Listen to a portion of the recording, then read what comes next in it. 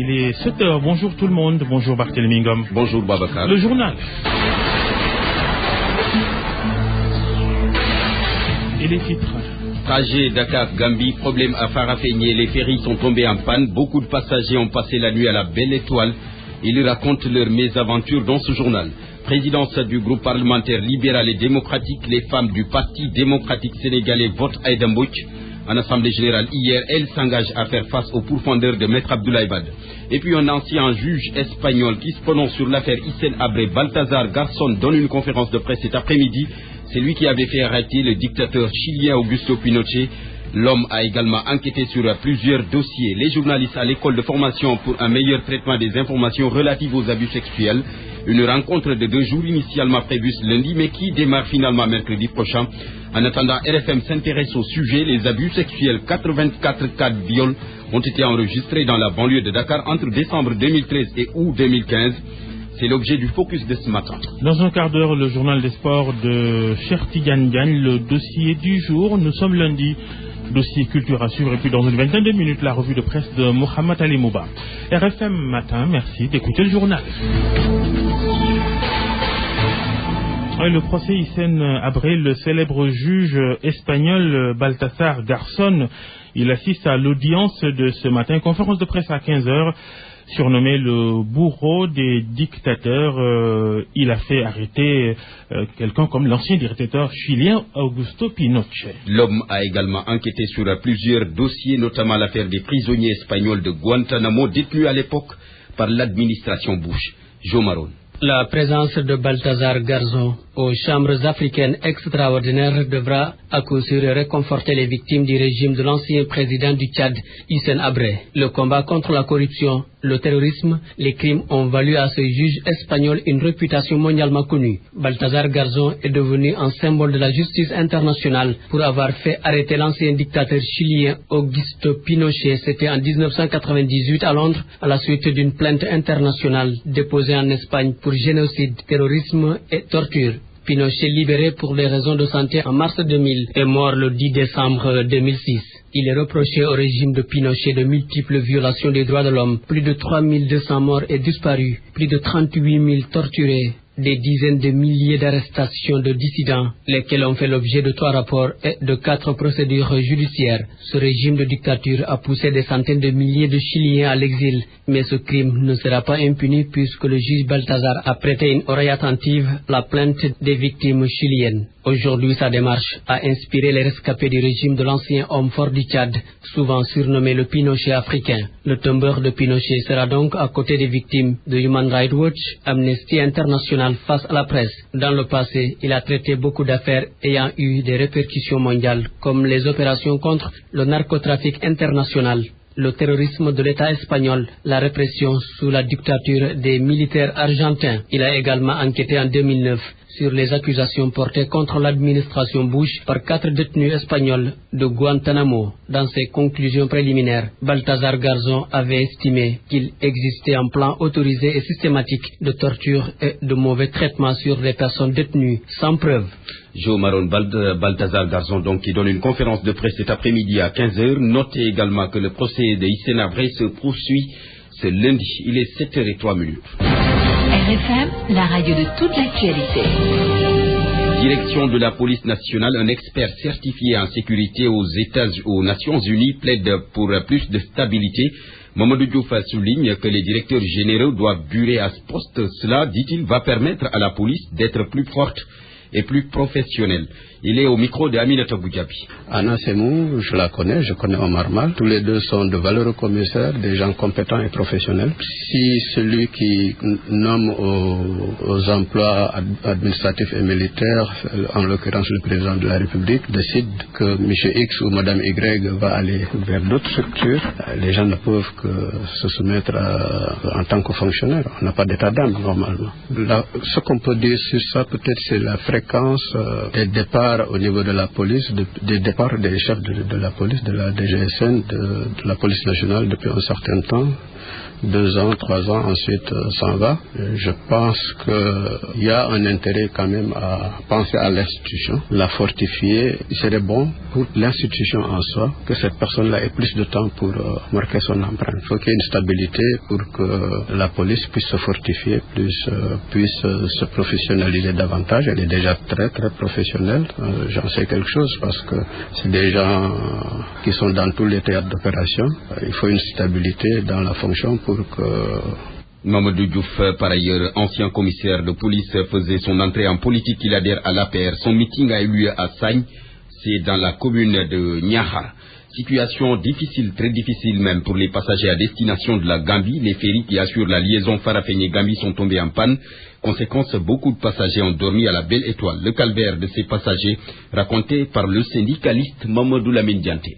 Les citoyens sénégalais qui sont contraints de faire la traversée gambienne, soit pour aller dans les régions du sud ou pour aller vers Dakar, continuent encore à souffrir le martyre parce que simplement les pannes du ferry ou des 2 ferries du bac de Farafenni sont devenues très récurrentes. Je crois que cela témoigne de l'état de vétusté très avancé donc de ces 2 engins. Cela pose aujourd'hui la problématique de l'érection du pont sur le fleuve Gambie. Je crois que les autorités doivent prendre toute la fermeté requise pour que cela soit. Parce qu'en réalité, 2 passagers ont passé la nuit au poste frontalier de Keraïb. Ils n'ont pas pu traverser. Jusqu'à 17h, les 2 ferries n'ont pas pu être remis en circulation. Et à 19h, les frontières sont fermées. Donc c'est des centaines et des centaines de citoyens sénégalais qui seront contraints de passer la nuit en Gambie simplement par la panne donc, de ces 2 engins. Je crois que tant qu'on n'érige pas un pont sur le fleuve Gambie, évidemment les Sénégalais continueront à souffrir le martyre. Mamadou Lamine Dianté, Aïda Mbodj reste et demeure la présidente du groupe parlementaire libéral et démocratique. En assemblée générale à la permanence du PDS hier, les femmes libérales ont crié haut et fort qu'elles portent leur choix sur la lionne du Bawol. Elles ont par ailleurs décrié l'injustice que leur parti a subie. Elles promettent également de s'ériger en bouclier contre les détracteurs de Maître Abdoulaye Wade. Compte rendu Mamadou Fall. Habillées toutes en rouge et toutes derrière Aïda Mbodj, les femmes libérales ont manifesté leur courroux. Elles se disent toujours fidèles au secrétaire général du PDS, Maître Abdoulaye Wade. C'est d'abord de rendre hommage au président Wade. C'est une expression de gratitude à l'endroit du président Abdoulaye Wade qui a bien voulu faire confiance aux femmes. L'autre dimension par rapport à ce soutien, c'est de dénoncer l'arbitraire. C'est de dénoncer l'arbitraire, de dénoncer l'injustice dont nous sommes victimes au niveau de l'Assemblée nationale du Sénégal. On n'a jamais vu un président de groupe qui se fait reconduire avec 5 députés. 5 députés. Alors que le reste du groupe est là, on nous arrache notre légitimité. Aïda Mbodj estime que ces agissements du président Macky Sall ne sont rien d'autre que de la diversion. L'unité est déjà réalisée. Et peut-être c'est cette unité qui fait peur. C'est cette unité qui fait peur, c'est pourquoi ils ne veulent pas voir naître le groupe parlementaire, le grand groupe de l'opposition à l'Assemblée nationale. Les femmes libérales ont porté Aïda Mbodj à la tête du groupe parlementaire libéral et démocrate. Elles soulignent que si Macky Sall a le pouvoir d'introniser Moustapha Diakhaté comme président du groupe parlementaire de Benno Bokk Yakaar, Abdoulaye Wade peut également faire de même pour le PDS. En plus bref, le calvaire des populations de Nit, enclavement, manque d'eau, d'électricité, entre autres, une situation qualifiée d'inacceptable, surtout que la localité se trouve non loin du lac de Guiers. Tous ces problèmes ont été listés sous les yeux du ministre d'État, Mbaye Ndiaye. Il est 7h08. Pour moi, RFM, c'est la radio de la réactivité. RFM, partout, tout le temps. Le focus de ce matin, l'ONG Cégide, Centre de guidance infantile et familiale de Dakar, qui initie une formation à l'intention des journalistes sur les vécus des victimes pour un meilleur traitement par les médias des faits d'abus sexuels. Cette rencontre de 2 jours, initialement prévue à partir de ce lundi, a été finalement renvoyée jusqu'à mercredi prochain. RFM pose les débats et s'intéresse à ces abus sexuels. Dans la banlieue de Dakar, les cas d'abus sexuels courent les rues. En moyenne, on enregistre 1 cas de viol par semaine. De décembre 2013 à août 2015, 84 cas de viol, dont 16 mineurs suivis de grossesse, ont été recensés par la boutique des droits de Pikine, Salissou, est allé à la rencontre des victimes d'abus sexuels. À 5 ans, elle est victime de viol. Il abusait fréquemment de moi. Et un jour, je l'ai menacé. Je voulais le dénoncer, tout dire à ma mère. C'est à partir de là qu'il a commencé de me menacer avec un couteau. Il est âgé de 20 ans. C'est mon grand frère. 20 ans. Papa. À 12 ans, cette autre fille, elle aussi, a été violée par son voisin. Un acte suivi de grossesse non désirée, son bébé de 6 mois dans ses bras. Elle témoigne. 2 fois dans sa chambre. À chaque fois qu'il me voyait, il m'invitait. Un geste jusque-là resté impuni. Ma famille a préféré laisser tomber l'affaire, nous dira la petite qui se sent trahie par ses proches. Généralement, l'auteur d'abus sexuels se trouve dans l'entourage de la victime, précise la coordonnatrice de la boutique de droit de Pékin. Sur les 84 cas de viol enregistrés ici en moins de 2 ans, on note 16 cas de viol sur mineurs suivis de grossesse et 4 cas d'inceste. Les victimes sont âgées entre 3 ans et 30 ans, précise la juriste Ami Sahou. Salif Sow, Pikine, Radio Futur Média. Former et sensibiliser les journalistes afin que leurs écrits ne créent plus de traumatisme chez les victimes d'abus sexuels. C'est en substance l'objectif principal de l'atelier de formation, renseigne Ndei Sokhna Ndiaye Maron. Elle est la chargée de l'accompagnement psychosocial des victimes d'abus sexuels. Nous voyons tous dans les médias qu'il ne passe pas un jour sans qu'on ait comme fait divers un fait d'abus sexuel. Mais le problème, c'est que les journalistes ne prennent pas toujours conscience de ce qu'ils écrivent et des répercussions que cela peut avoir sur les victimes et sur leur entourage. C'est pour cela que le professeur a pensé à organiser cet atelier, un peu pour sensibiliser les journalistes et on peut essayer un peu aussi de les faire comprendre réellement les répercussions que les écrits peuvent avoir sur les victimes. On va juste essayer de les sensibiliser, de leur montrer déjà les répercussions que le viol ou l'abus sexuel a sur la victime et sur son entourage d'abord. Et je pense qu'à partir de cette représentation qu'on va leur montrer sur les répercussions, ça va peut-être créer un déclic en eux et ça va les aider un peu à mieux organiser le discours.